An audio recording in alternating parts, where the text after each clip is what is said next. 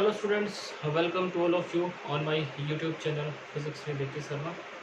And today we will discuss about the refraction from spherical refracting surfaces. Refraction from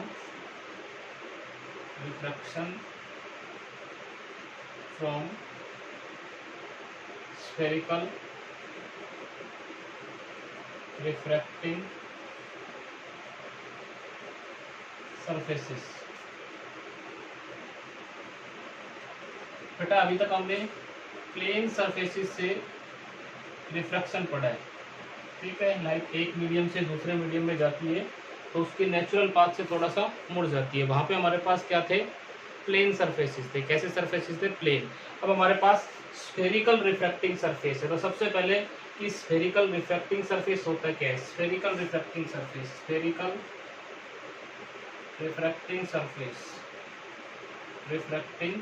surface.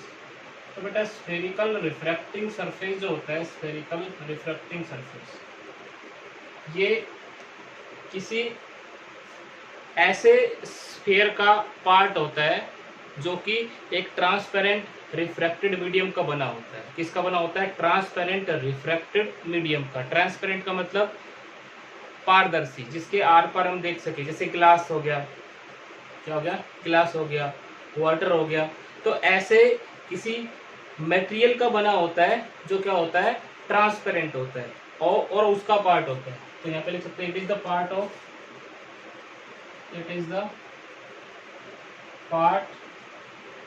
Of A transparent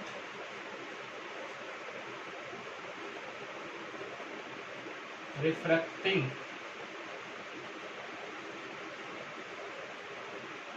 sphere. ठीक, इसका होता है एक transparent refracting sphere का part होता है, ठीक है। अब यहाँ पे देखो, अब ये मान लो हमारे पास एक स्फीयर, ये मान लो एक स्फीयर, ठीक है, और इसका इतना पार्ट हमने काट लिया। तो ये क्या कहलाएगा? Spherical refracting surface. ये इसका सेंटर, ठीक है, इसका सेंटर। तो इसका जो सेंटर है इस स्फीयर का, जिसका हमारा स्फेरिकल रिफ्रैक्टिंग सरफेस पार्ट होगा, उसका जो सेंटर वो क्या कहलाएगा? सेंटर ऑफ कर्वेचर कहलाएगा। क्या कहलाएगा? Centre of curvature. तो हमारे पास दो तरह के स्फेरिकल रिफ्रैक्टिंग सरफेस होते हैं। There are two types of spherical refracting surfaces. तो यहाँ पे मैं लिख सकता हूँ there are two types of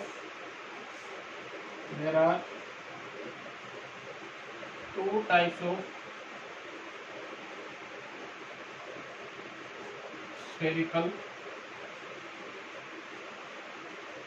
refracting surfaces, ठीक है। तो फर्स्ट होता है बेटा, कॉनकेव स्फेरिकल या concave refracting surface,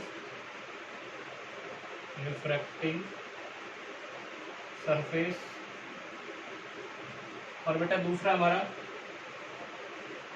convex refracting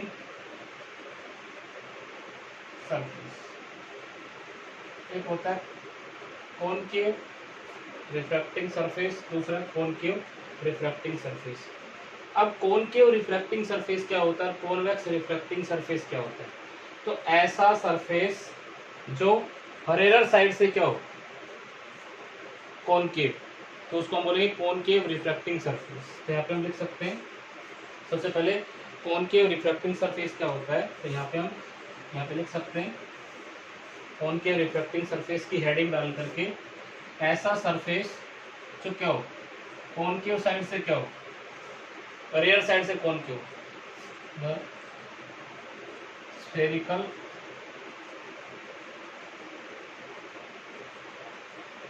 refracting surface which is concave from the rarer medium,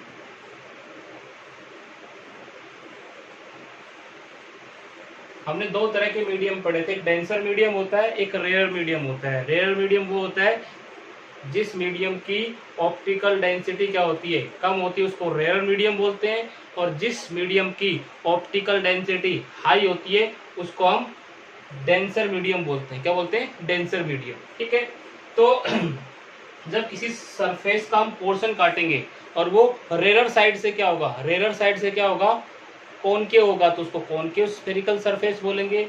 अगर वो रेयर साइड से कॉन्वेक्स है तो उसको कॉन्वेक्स स्फेरिकल सरफेस बोलेंगे। जैसे कि हम यहाँ पे दिखा सकते हैं, ये हमने एक छोटा सा पार्ट काट लिया, ठीक है, ये इस तरह से, ठीक है। तो ये इधर मान लो ये पूरा गिलास का है, किसका बना हुआ है? गिलास मटेरियल, गिलास, ये पूरा का पूरा यहाँ से यहाँ तक किसका बना हुआ है? गिलास का पूरा। और इधर क्या है? इधर एयर, इधर क्या है? एयर। तो ये क्या होगा? रेयर मीडियम, ये क्या होगा? रेयर। और ये क्या होगा? Denser medium. क्योंकि ये किसका बना हुआ है? गिलास का, तो इसमें लाइट धीरे चलेगी, इसमें लाइट तेज चलेगी। और ये कैसा सरफेस है? ये कैसा सरफेस है? कॉनकेव। किस साइड से? रेयर साइड से। तो जो रेयर साइड से कॉनकेव होगा उसको हम कॉनकेव स्फेरिकल सरफेस बोले, कॉनकेव रिफ्रैक्टिंग स्फेरिकल सरफेस बोलेंगे। तो यहाँ पे इसमें दो तीन चीजें जो हम यहाँ पे नोटिस कर लेते हैं वो क्या क्या है। ये जो लाइन, ठीक है, ये जो मिड पॉइंट होता है इसको हम पोल बोलते हैं। क्या बोलते हैं? पोल। दिस इज कॉल्ड एज पोल। ठीक है, ये क्या कहलाता है? ये अपर्चर कहलाता है। ये यहाँ से यहाँ तक का डिस्टेंस क्या कहलाता है? Aperture. This is principal axis. ये क्या कहलाएगी?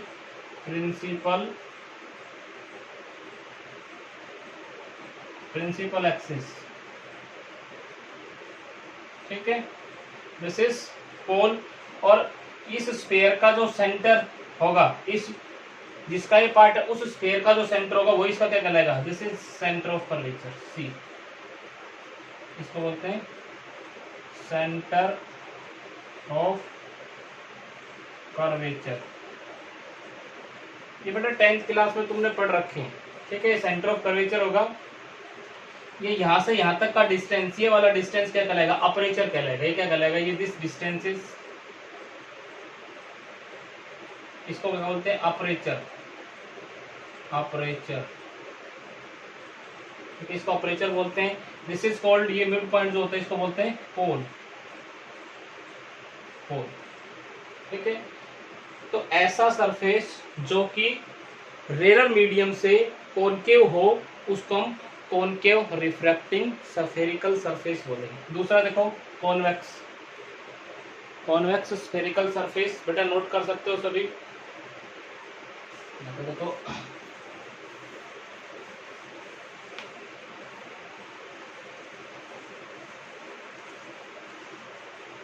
Convex, convex refracting surface. Convex refracting surface कैसा होता है बेटा वो देखिए। कॉन्वेक्स रिफ्रैक्टिंग सरफेस, तो कॉन्वेक्स रिफ्रैक्टिंग सरफेस जो किस साइड से कॉन्वेक्स हो? Rare side. Spherical surface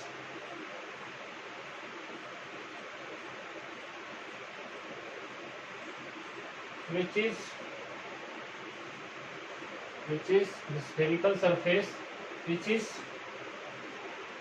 convex from the rearer side। Rare side से क्या हो? कॉन्वेक्स। ठीक है, अब मान लो इस तरह का सरफेस हमने काट लिया,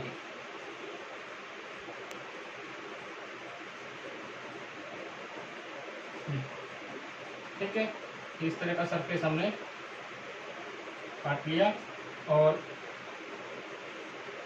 इधर क्या है? ये पूरा ग्लास है, दिस इज ग्लास।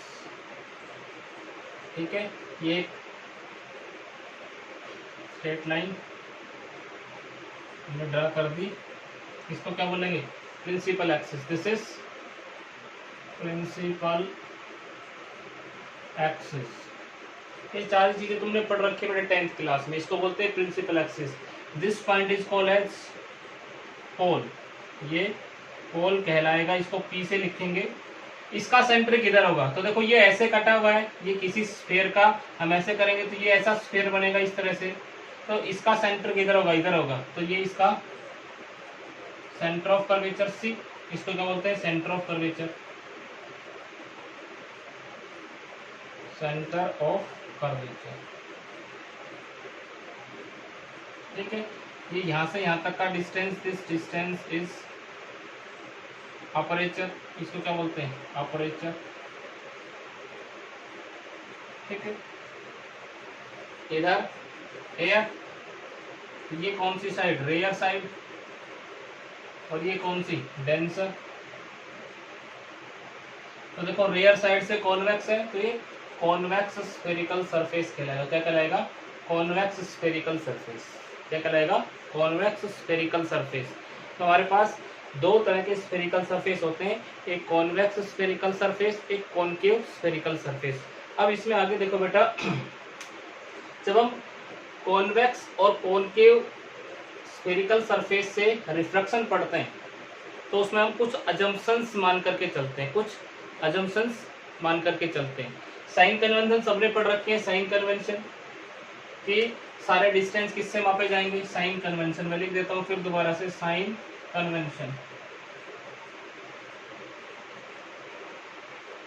फर्स्ट क्या है, all the distances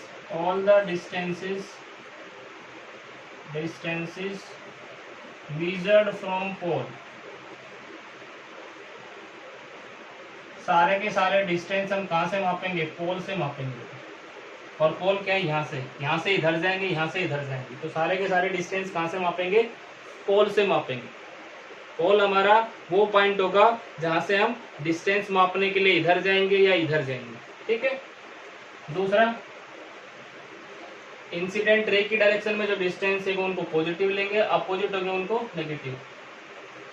all the distances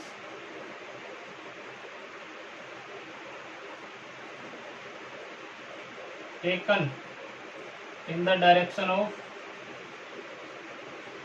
incident ray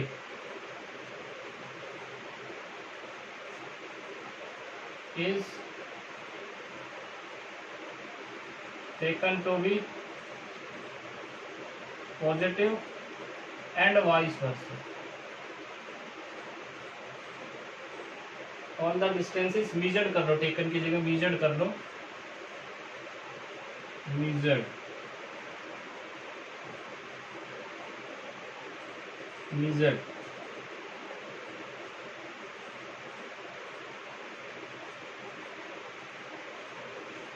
in the direction of incident ray is taken to be positive and vice versa, मतलब अपोजिट डायरेक्शन में इंसिडेंट रे इधर जा रही है, हम पोल से इधर आ रहे हैं, तो वो डिस्टेंस कैसे लेंगे, हम उनके साथ नेगेटिव साइन लगाएंगे, और जो इंसिडेंट रे की डायरेक्शन में जाएंगे उनके साथ हम पॉजिटिव साइन लगाएंगे। ठीक है, तीसरा देखो, जो हाइट प्रिंसिपल एक्सिस से ऊपर होंगे उनको पॉजिटिव लेंगे और नीचे होंगे उनको negative. All the Heights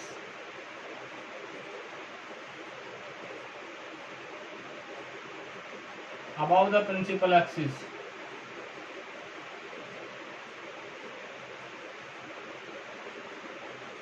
is measured to be positive and vice versa।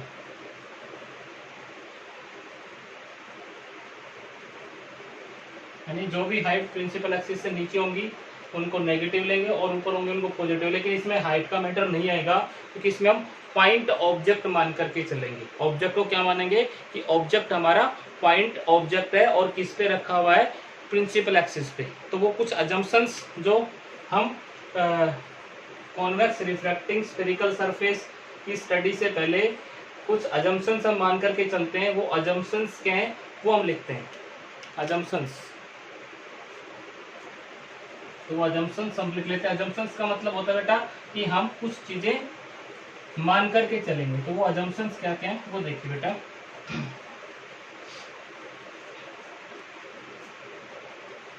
Assumptions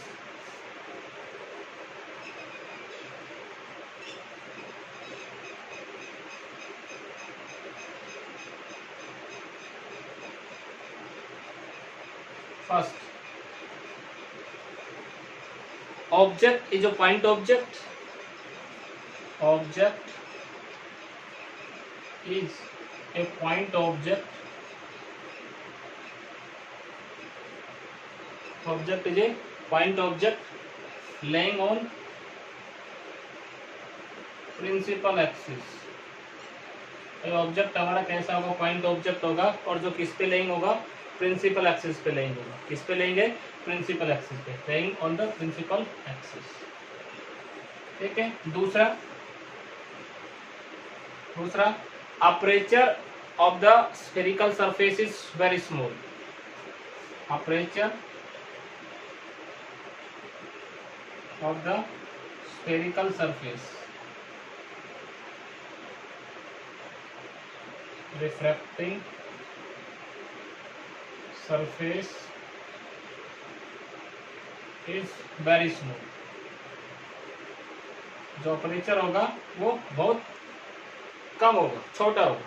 ठीक है। और तीसरा अजम्पशन क्या है हमारा, तीसरा अजम्पशन है कि angle I and angle R are very small, the angle I, angle of incidence, and angle R is very small, so हम क्या मान सकते हैं, so sin I nearly equal to I लिखेंगे and sin R को nearly equal to are लिखेंगे। ये हम मान करके चलेंगे।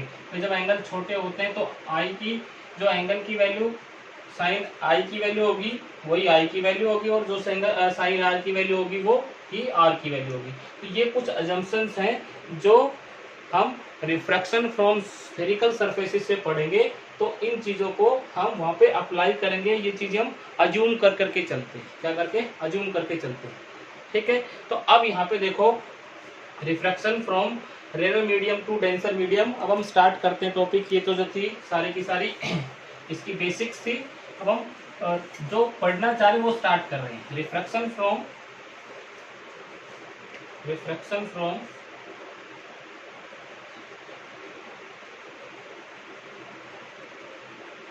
Rare medium to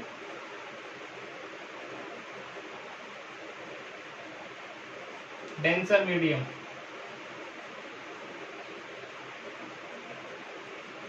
From refraction from rare medium to denser medium, from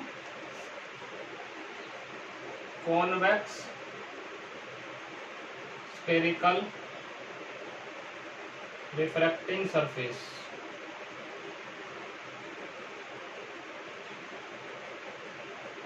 refraction from rare medium से denser medium, from convex spherical refracting surface. Convex spherical refracting surface हमारे पास होगा, और रे किधर जाएगी, रेयर मीडियम से डेंसर मीडियम। ठीक है। हम ये सब डायग्राम पहले इसका ड्रा करते हैं। तो ये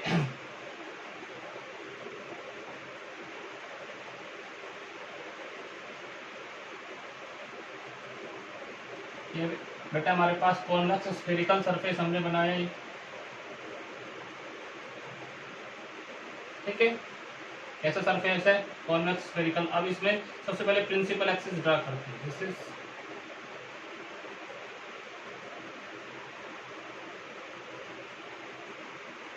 ये हमारी प्रिंसिपल एक्सिस है। ठीक है। तो ये हमारा क्या हो गया, दिस इज कोन। यहाँ पे मान लो हमारा पॉइंट ऑब्जेक्ट रखा है। दिस इज ऑब्जेक्ट ओ के ऊपर, यहाँ से एक रे निकली है और ये रे यहाँ पे इस सरफेस के साथ ए पॉइंट के ऊपर टकराती है, ये पॉइंट ए। तो सबसे पहले हम क्या ड्रा करें, सबसे पहले हम नॉर्मल ड्रा करें यहाँ पे। तो नॉर्मल जो लाइन सेंटर ऑफ कर्वेचर से, इसका सेंटर ऑफ कर्वेचर सी। तो ये लाइन दिस इज जो सी से पास होगी, दिस इज नॉर्मल। ठीक है। नॉर्मल जब भी ड्रा करेंगे तो नॉर्मल के लिए कंडीशन क्या होती है कि जो लाइन सी से पास होगी, सेंटर ऑफ कर्वेचर से पास होगी और मिरर पे गिरेगी, सॉरी रिफ्रैक्टिंग सरफेस पे गिरेगी, वो ऑलवेज नॉर्मली गिरेगी। तो नॉर्मल जब भी ड्रा करना है तो जहां भी सरफेस से लेकर के और सी को मिला दो एक लाइन से, तो वो नॉर्मल कहलाएगा। क्या कहलाएगा? नॉर्मल। तो ये इंसिडेंट रे और नॉर्मल के बीच में एंगल ऑफ इंसिडेंस आई। अब एक चीज मेरे को बताइए कि इधर रेयर मीडियम इसका रिफ्रैक्टिव इंडेक्स μ1, इधर ग्लास डेंसर मीडियम, ग्लास नहीं डेंसर मीडियम मान लो, ठीक है, मैं डेंसर मीडियम लिख लेता हूं, और इसका रिफ्रैक्टिव इंडेक्स μ2, ठीक है, इसका रिफ्रैक्टिव इंडेक्स μ2, इसका रिफ्रैक्टिव इंडेक्स μ1। तो रेयर से डेंसर, जब भी कोई रे रेयर से डेंसर में जाएगी तो वो बेटा bend always, rare to denser कोई भी रेयर से डेंसर की तरफ जाती है तो it always band towards the normal. किधर मुड़ती है? नॉर्मल की तरफ मुड़ती है। किधर मुड़ती है? नॉर्मल की तरफ। तो ये नॉर्मल, तो ये रेयर से डेंसर किधर बढ़ेगी? Towards the normal. तो यहाँ पे ये रे यहाँ कहीं ना कहीं जा करके इस तरह से यहाँ पे मिलेगी, ये यहाँ पे इमेज बनेगी, इमेज। तो ये एंगल हमने क्या मान लिया? अल्फा। इमेज ने जो एंगल बनाया प्रिंसिपल एक्सिस के साथ बीटा, और ये सेंटर ऑफ कर्वेचर ने, सॉरी नॉर्मल ने जो प्रिंसिपल एक्सिस के साथ एंगल बनाया, दिस इज गामा। ये एंगल क्या है? गामा, ठीक है। ये हमारे पास डायग्राम आ गया, ठीक है। अब इसमें स्नेल्स लॉ अप्लाई करते हैं। ये angle of refraction R normal और रिफ्रैक्टेड रे के बीच में, applying Snell's law, applying Snell's law at point A. Point A के ऊपर स्नेल्स लॉ लगाओ बेटा। इस पॉइंट के ऊपर स्नेल्स लॉ लगाएंगे तो स्नेल्स लॉ क्या कहती है? Sine I multiply by refractive index. इस मीडियम का रिफ्रैक्टिव इंडेक्स कितना है? μ1 किसके बराबर होगा? साइन ऑफ आर, और इस मीडियम का रिफ्रैक्टिव इंडेक्स दिस इज μ2। अब हमने क्या माना है? But sine I nearly equal to I and sine R, और नियरली इक्वल टू क्या लिखते हैं? लिख सकते हैं आर अगर ये बहुत छोटे हैं। If I and R small, if angle I and angle R are small, अगर ये स्मॉल है तो ये अजम्पशन हम लगा सकते हैं। अभी हमने पहले पढ़ा था, ठीक है। तो यहाँ पे हम क्या लिख सकते हैं इसकी जगह? I into μ1 is equal to R into μ2। This is equation number first. ये इक्वेशन नंबर हमने फर्स्ट देखा, ठीक है। अब देखो इसमें थोड़ा सा ज्योमेट्री का यूज करते हैं, इसमें थोड़ा सा ज्योमेट्री का यूज करते हैं। और वो ज्योमेट्री का यूज देखिए, क्या है ज्योमेट्री का यूज?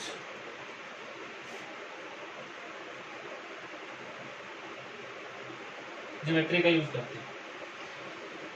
तो यहाँ पे देखो बेटा, ये जो ट्रायंगल दिख रहा हमें ए ओ और सी, ए ओ सी दिख रहा है सभी को। ये पॉइंट ए, ये पॉइंट ओ, ये पॉइंट सी। तो हमें पता है कि दो इंटीरियर एंगल का सम एक एक्सटीरियर एंगल के बराबर होता है। तो यहाँ देखो, ये एंगल गामा, ये एंगल अल्फा, और ये एंगल कितना? आई। तो इस ट्रायंगल में हम देखें, in triangle A O C, in triangle A ओ सी, ये दिख रहा है ए सी बेटा, ए ओ सी। इसमें देखो अल्फा प्लस गामा किसके बराबर होगा? आई के बराबर, क्योंकि इन दो एंगल का सम किसके बराबर होगा? एक्सटीरियर एंगल के बराबर। तो मैं यहाँ पे लिख सकता हूँ I is equal to alpha plus gamma. This is equation number second. इसी तरह से ट्रायंगल ए आई सी, ए आई सी कौन सा? ए आई सी, ये वाला ट्रायंगल देखो, ये वाला ट्रायंगल, इन ट्रायंगल ए आई सी, इस ट्रायंगल ए आई सी के अंदर हम देखें तो ए आई सी के अंदर क्या आएगा? ये देखो, ये कितना आर, ये कितना बीटा, और ये कितना गामा। तो यहाँ पे हमारे पास आर प्लस बीटा किसके बराबर होगा? गामा के बराबर। तो यहाँ पे हम लिख सकते हैं R plus beta is equal to gamma, और आर कितना आ जाएगा? R is equal to gamma minus beta. This is equation number third.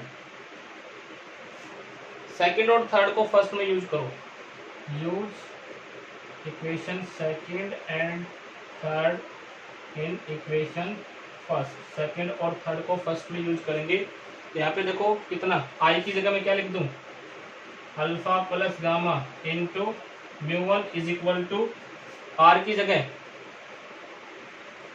Gamma minus beta multiply by mu.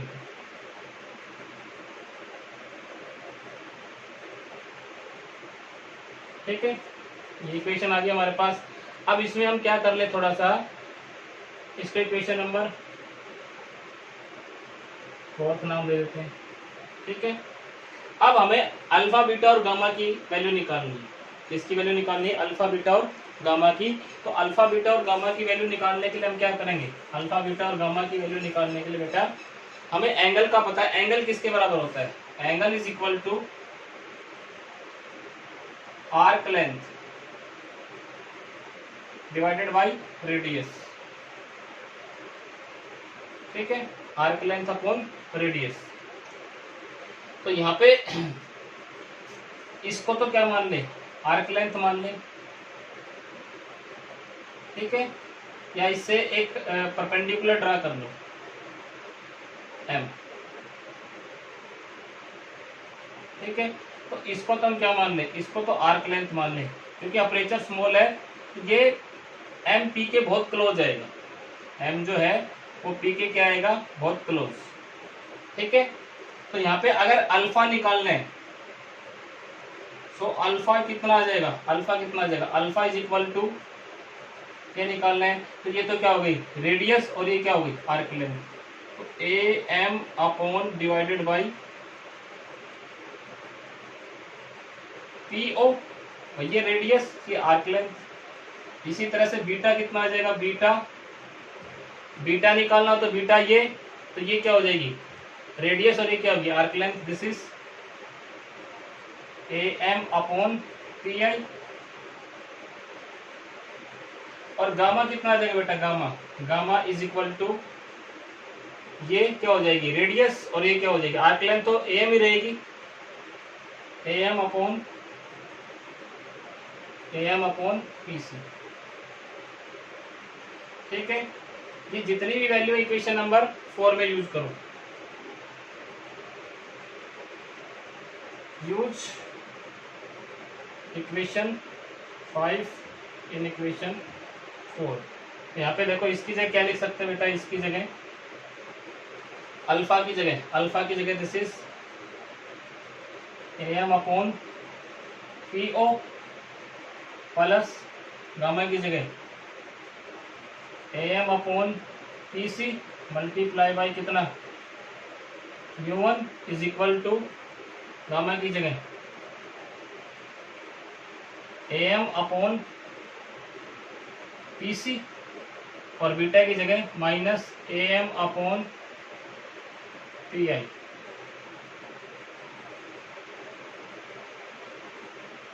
Multiply by mu. ठीक है बेटा, अब देखो ए एम दोनों तरफ से कॉमन आकर क्या हो जाएगा, कैंसिल आउट। ए एम इधर से भी कॉमन आ जाएगा, ए एम इधर से भी कॉमन आ जाएगा, और दोनों तरफ से कॉमन आकर के कैंसिल आउट हो जाएगा। तो हमारे पास इक्वेशन क्या बच जाएगी, this is mu one upon mu one को अंदर मल्टीप्लाई कर दो, P O plus mu one upon P C is equal to mu two upon P C minus mu two upon P I. इधर से भी ए एम कॉमन ले लिया, इधर से भी क्या ले लिया ए एम कॉमन, तो ए एम से एम क्या हो गया कैंसिल। ठीक है बेटा।